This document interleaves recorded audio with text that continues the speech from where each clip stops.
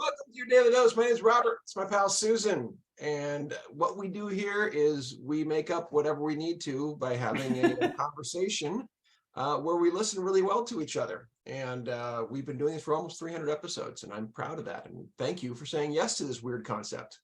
Yes, yes, yes. Part of which includes not knowing what we're going to be talking about. Well, right, and part of it I think speaks to growth, right? Which is what do we allow ourselves to say yes and to?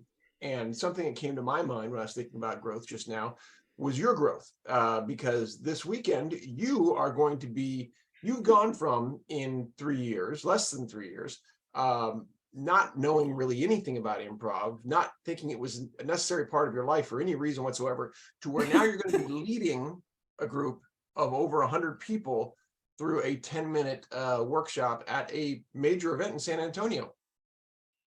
I am. Yeah, my pal Robert's not coming. And it's like, okay, well, I guess I'm the only one representing Yaks. I guess I'll be standing up and running that movement break, which is So only 10 minutes, which is beautiful, nice and short for my maiden voyage.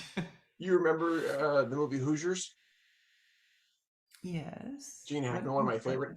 Do you remember when Gene Yeah. Hackman intentionally got himself thrown out of the game? No.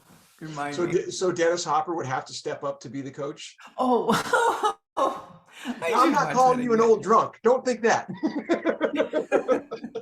It was It's a beautiful hilarious. lesson, though, on the intention of the leader saying, I know this is bigger than me, and I need more in order to make this work. And yeah. I didn't intentionally say I couldn't go to San Antonio. I'm not like holding it like Of I course could not. go.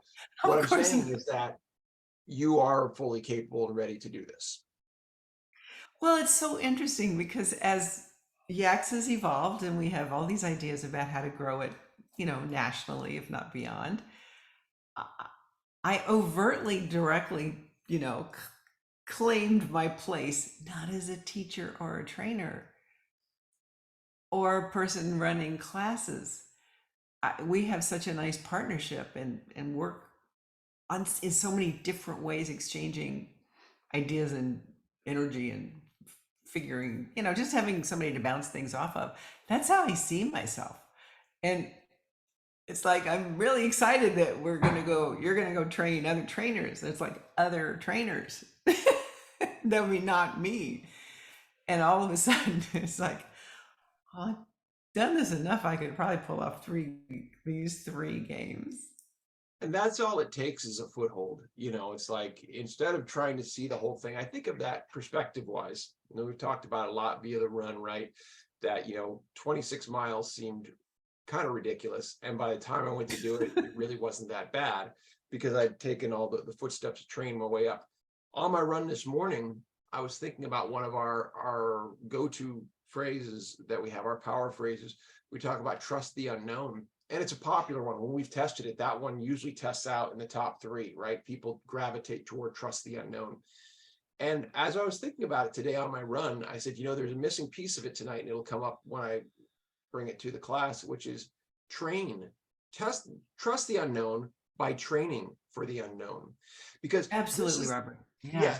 yeah, people have the false thought that improv is something you can or can't do. You show up and whatever. It's like you train into a comfort to do it. You're once again the living example of that, because you didn't in your mind have it at all, and now you've gotten to where you're comfortable and you even look forward to playing, and now you're going to step beyond that to where you're going to be leading, facilitating people doing. And And strangely, I'm looking forward to it. yeah. Isn't it interesting? So whatever those old voices in that old story that I've been carrying around for all these years, that's not me, doesn't seem to be prevailing anymore. That's a Just really tapping interesting. into a more present truth. Yeah, the phrase "that's not me" is a very interesting one. And who are we to say that about ourselves, right? That self-limiting story. What right do we have to diminish our own light? That is Oh so man. obvious and apparent to others. And I know you've heard it from Chip, just as you've heard it from me. and so many other people. And then I look back on my life and I've actually done lots of things that were leadership type things. They really were. But when one is comfortable and living in one's own space and skin and truth, it's just sort of the next step. It is the next step. And I got the next step for us on our next Daily Dose. Okay.